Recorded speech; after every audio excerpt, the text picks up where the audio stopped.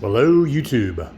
This is going to be a very simple thing, but you may be struggling with it, so I thought I would pass it along. We have a little refrigerator freezer in our garage, and every time the kids come out here and go in the refrigerator part at the bottom, they open a door and then they close it, and the top would pop open. And I tried cleaning the seal, tried doing all kinds of stuff, and I could not get it to stick again. So I read online that if you take Vaseline petroleum jelly and you put it all around the seal, you will get a good, nice, tight seal anymore and it won't pop open. And I've just done that. And you can see all my lovely smearing all around.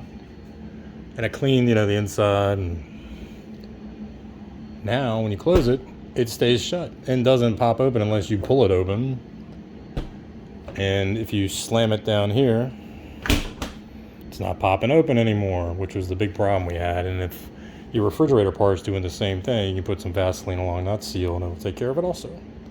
Anyway, if you have an issue with your freezer popping open or your refrigerator bottom popping open, just put some Vaseline on the seal. Clean it up first and then put some Vaseline on it and you'll get a nice sticky seal again.